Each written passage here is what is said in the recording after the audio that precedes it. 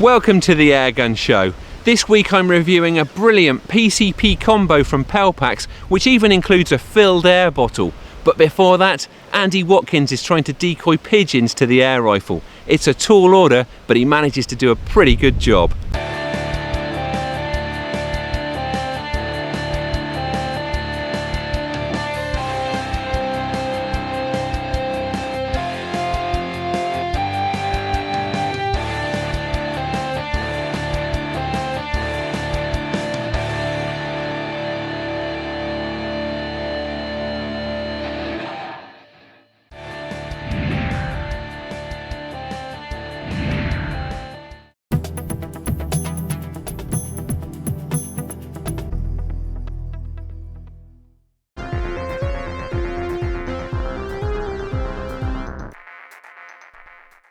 Start to a video. This video is starting in the car because the gamekeeper's given me a ring today. I've been working all day and he's told me that there's a rape field that's been cut, which is where we are now, and the pigeons are all over it.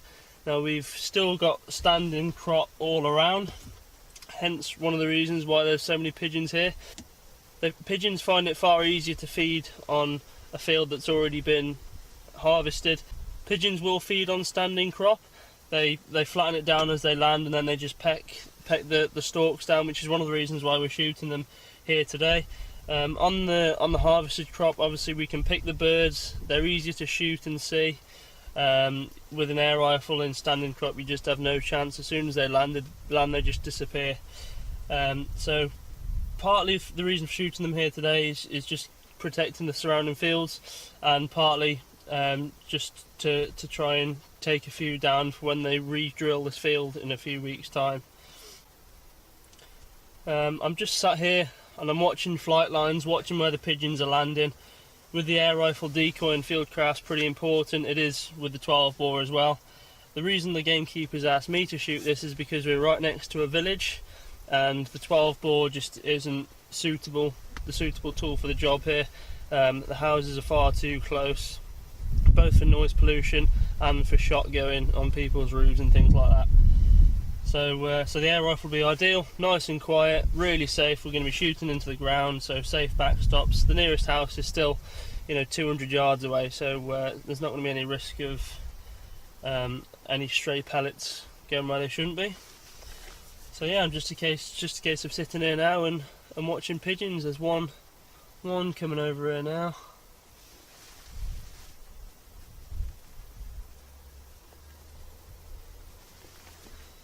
They all seem to be flying over and landing on an open strip, probably about 100 yards from where I am now. Well, the weather's going to be pretty varied today.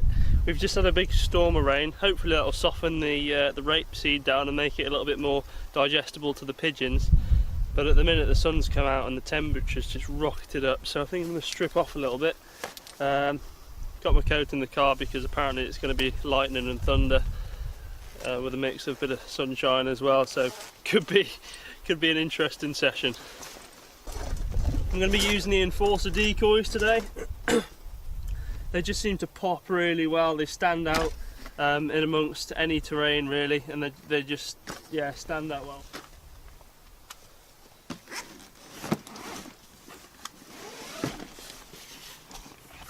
It looks as if Andy has a very promising decoying opportunity here. It's just a matter of getting set up and settling in. Just going to be using this pop-up hide now. It's got a camping chair in it and it just folds over, makes a nice hood. Very simple, very easy, and hopefully it'll keep me concealed enough to shoot the pigeons.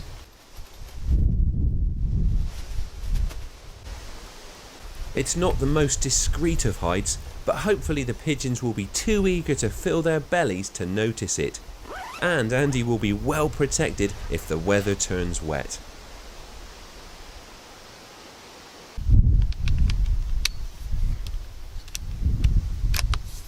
Well, I'm in the hide now. I'm feeling nice and concealed, but I'm just going to pull my face mask up just a little bit, and hopefully that'll just help mask my bright white face.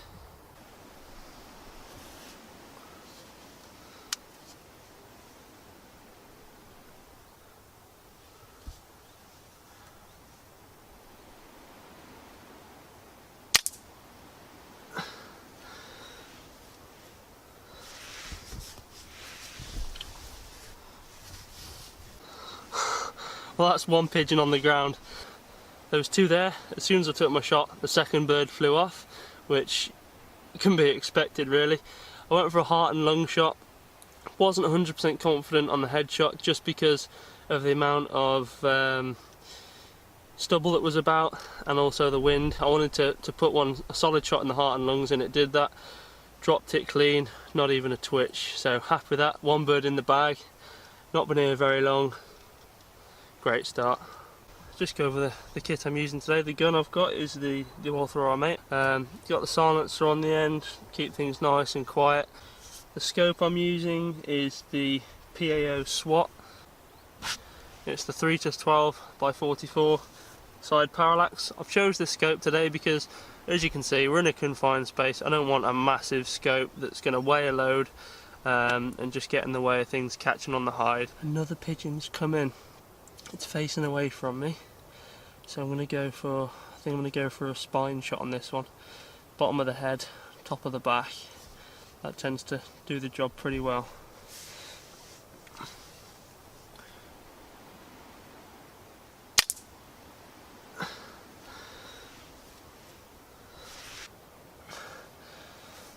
Again, that bird was killed without really even a flap. I'm going to leave the birds where they are. They're dying instantly, they're falling forward, they're not on their backs, which I would think won't put any more birds off, but is more likely to draw them in.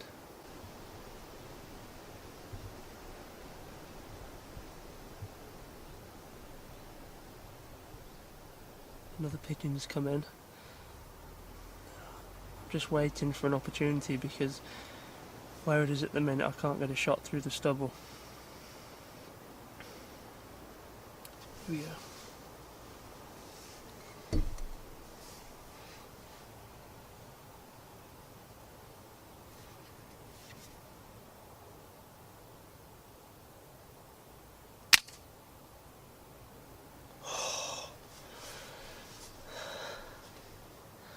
I had to wait on that one for the perfect opportunity. It was walking away from me, and the stubble, the way they were lined up, they just managed to give me an opportunity to slide a pellet right between the two stalks into the back of the pigeon, and again fell straight forward. Must have entered the heart straight away. No flapping, no twitching, nothing. Today I've set the decoys up so the closest one's at 10 yards and the furthest one's at 30 yards, and I've put decoys in between so I've got a rough gauge of how far pigeons are. In situations like this I don't like using the rangefinder simply because it's more movement inside the hide, gives the bird more chance of spotting me, and not only that, it just takes so much more time than seeing a pigeon, seeing where it's at in the pattern, having a very good idea of the range and just taking the shot that way.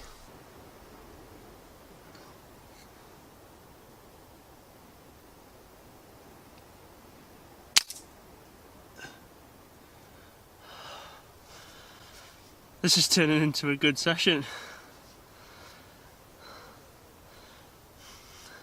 Just make sure. Yeah. I was just making sure then he gave a few nervous flaps after the shot, but yeah, he's stone dead.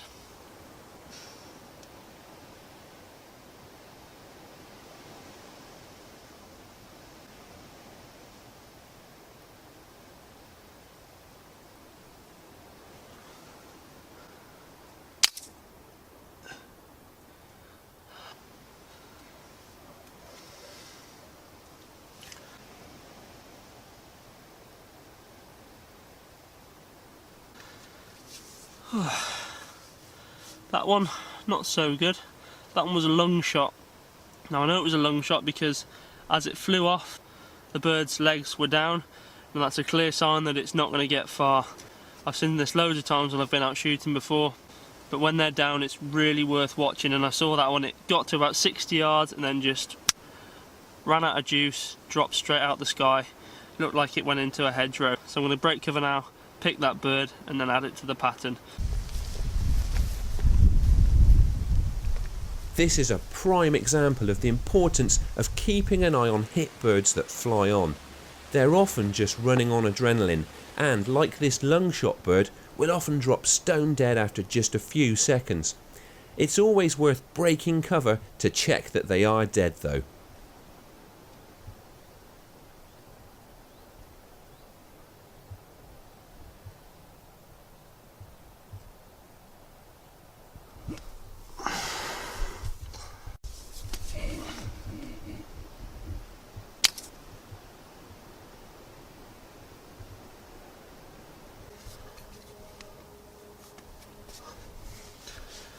Well, there was a lot of flapping on that one.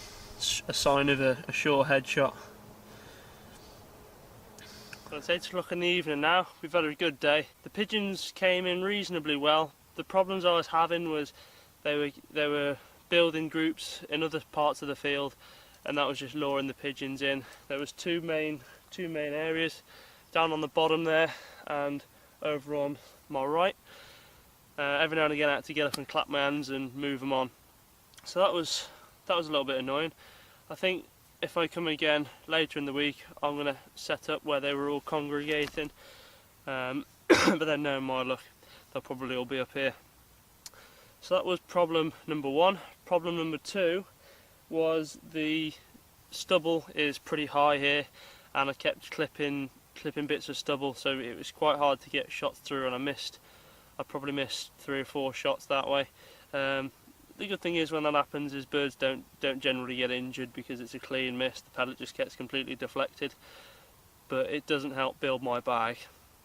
So I'm going to pick up the decoys now, pick up the dead birds and call it a night. Like I say, well, it's 8:15 now actually. We've got rain forecast, it's been drizzling on and off all day, so yeah, time to call it.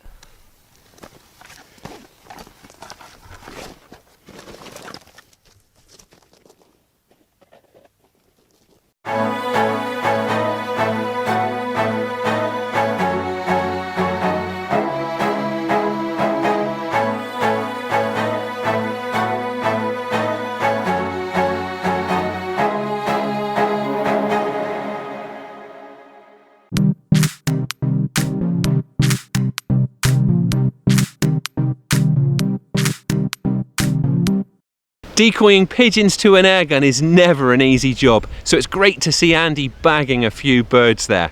Now it's the Airgun Show news. This is the Airgun Show news. Britain has a gold medalist in shooting. Shona McIntosh won gold in women's 3-position rifle at the ISSF World Cup in Rio, just 3 days after she won silver in the air rifle. It's the first rifle World Cup gold won by a Brit since 2002. This puts Shona in a commanding position to represent Britain's medal hopes at next year's Olympics. The new issue of Airgun Shooter is out today. This one's a pigeon shooting special, packed with tips and tricks on getting up close to the woodies, whether it's calling or decoying that you prefer.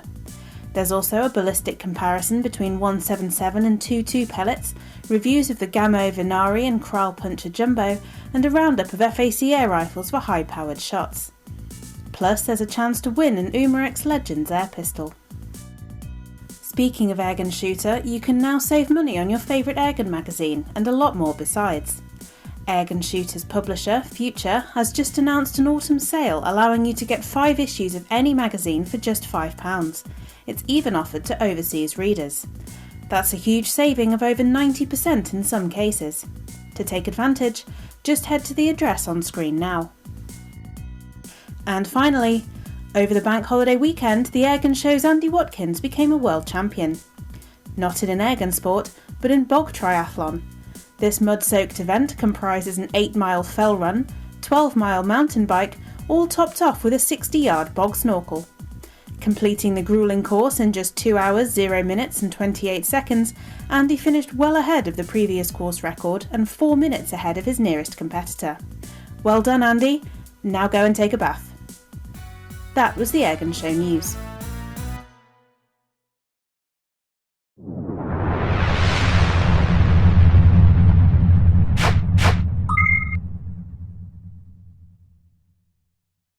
Pellpax have sent us some great combo packages to check out over the last year or so, and this one is a real belter. It's based on the Walther Rotex RM8 Varmint, but with this deluxe version you not only get a great PCP airgun with scope, mounts and silencer, you also get a bipod, ammo, hard case and a ready-filled 3-litre air bottle. For £749.99, that really is great value. Most of you probably need no introduction to the RM8, but we'll start with a quick run through its features, which include a tough, ambidextrous synthetic stock. The forend and the steep thumbhole type pistol grip are both adorned with sharp, multi-directional stippling, which makes for an excellent grip. The hogsback type cheek piece is nice and high and sets you up perfectly for the scope. And the rear of the stock is finished with a soft, ventilated rubber butt pad. The underside of the forend is even adorned with an accessory rail, which in this case is being used to attach the supplied bipod. You need to use a screwdriver to attach and remove the bipod, and once it's in place, it's a decent piece of kit which provides a really steady shooting platform. The legs are height adjustable and there are even 2 further rails on either side, so you can add additional accessories such as a lamp or laser sight if you wish. The RM8 is renowned for being tidily engineered. The review gun is a great example of that, and the black finish of the metalwork matches the stock nicely. I really like the supplied silencer, which attaches via the threaded barrel. Now, it may not be the quietest silencer on the market, especially considering how big it is, but it really does look the business and it does a good enough job of muting down the muzzle report. Scope attachment is by means of conventional dovetail rails which are nice and close to the barrel, a feature that I really like. The supplied scope is a 3-9x50 model from ProShot. It has a duplex type reticle and you need to use either a screwdriver or a coin to adjust the windage and elevation turrets. It's a decent optic and the supplied 2-piece mounts seem to be of good quality. The scope, mounts and silencer do add a bit of weight to the combo, which weighs 4.5 kilos without the bipod fitted. Even with the silencer fitted, the overall length is still a fairly compact 102 centimetres. Owing to the weight though, I would still describe this as an adult-sized airgun, although it isn't overly cumbersome. The RM8 runs a tried and tested 8-shot magazine which is held securely in place by a retaining clip and is very easy to load. You simply push pellets straight in with the side that features the silvery coloured cog facing towards you. Driven by a sturdy side bolt mechanism, it's a reliable system that ensures rapid shooting without jam-ups.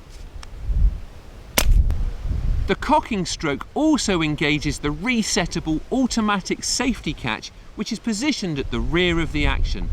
The gun is safe when it's in the rearward position and then you simply nudge it forwards, pressing down on the central button when you're ready to shoot. I'm very fussy about triggers and I liked this adjustable 2-stage unit straight from the box. The blade has a nice profile and the fairly long, light first stage comes to a clear stop before the second stage breaks with barely any discernible creep. This is a full power airgun and the 177 caliber test gun is churning out a pretty consistent 11.5 foot-pounds. From a full 230 bar fill, you can expect more than 130 shots. And keeping an eye on remaining air levels is easy, as there's a clearly marked gauge discreetly sunken into the underside of the forend. Running out of air won't stop your shooting for long, as this kit even includes a 300 bar 3-litre air bottle that's already filled. The bottle comes supplied with a hose and gauge. All you have to do is attach the RM8's quick fill probe, push it into the inlet next to the gauge and turn the tap to fill it back up to 230 bar. Add a tin of pellets and a foam-lined hard case and that's what you get with the Walther Rotex RM8 Varmint Deluxe kit from Pellpax. Now let me show you what it shoots like.